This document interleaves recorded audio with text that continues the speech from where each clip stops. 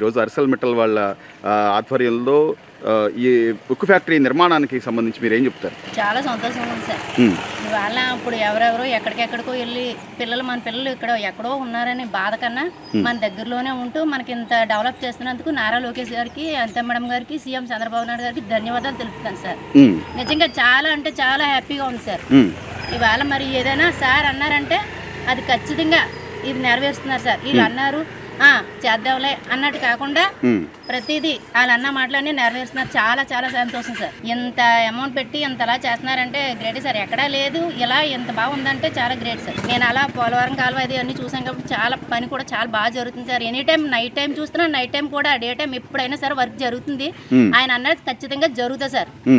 ఇప్పుడు steel plant company రావడం వల్ల నాకు రాకపోయినా నా కూతుర్ల కన్నా రేపు ఫర్దర్గా వస్తుందని ఆశిస్తున్నామండి.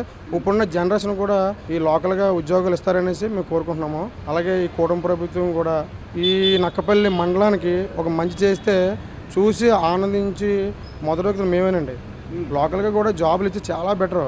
ఎప్పుడైతే ఈ కంపెనీ ఇక్కడ కన్స్ట్రక్షన్ స్టార్ట్ అయిందో చాలా మంది వలసలు వెళ్ళడం తగ్గుతుందండి. అక్కడెక్కడో 30,000 40,000 వెళ్ళిపోయే గంట ఇక్కడికి 20,000 సరిపోద్దండి. మాకు చాలా హ్యాపీగా ఉంటుంది. వలసలు మాకు చాలా బాగా తగ్గిపోతాయి. మాకు ఉపాధి అవకాశాలతో పాటు ఇక్కడ మా వ్యాపారస్తులు కూడా రూపాయి డబ్బులు సంపాదించుకునే అవకాశం మాకు ఉంటుందండి. మెయిన్ అది చాలా బ్రహ్మాండంగా ఉంటుందండి. నక్కపల్లి హైలైట్ అయిపోద్దండి. దాని గురించి మేము చాలా సంతోషపడుతున్నామండి. కోతవేట దూరంలోనే ఇంత పెద్ద భారీ ఉక్కు ఫ్యాక్టరీ వస్తుందని మీరు ఎప్పుడైనా అనుకున్నారా? త్వరలో నిర్మాణం కానండి, ఎలా అనిపిస్తుంది సార్? దీని మీద మీ అభిప్రాయం? చాలా ఆనందం ఉంది సార్. మా జీవితంలో ఎలాంటి ఫ్యాక్టరీ వస్తుంది అనుకోలేదు. కాకపోతే తక్కువ టైంలో ఎక్కువ డెవలప్మెంట్ అన్నది జరుగుతుందని ఆశతో మేము ఎదురు చూస్తున్నామండి. కూటమి ప్రభుత్వం సార్ లోకేష్ గారు గారండి, అనితా మేడం గారు గారండి, చంద్రబాబు నాయుడు గారు ఒకే మాట ఒకే బాట. అందువల్ల ఇది సాధ్యమైందని నేను అనుకుంటున్నానండి. ఇదైతే చాలా ఆనందంగా ఉంది సార్. ఆ ఫ్యాక్టరీకి అయితే జనాలు కూడా చాలా ఆసక్తి చూపుతున్నారండి. పిల్లలకి ఏదో ఆశ, ఎందుకంటే ఉద్యోగాలు వస్తాయన్న ఆశతో అందరూ ఎదురు చూస్తున్నారు సార్.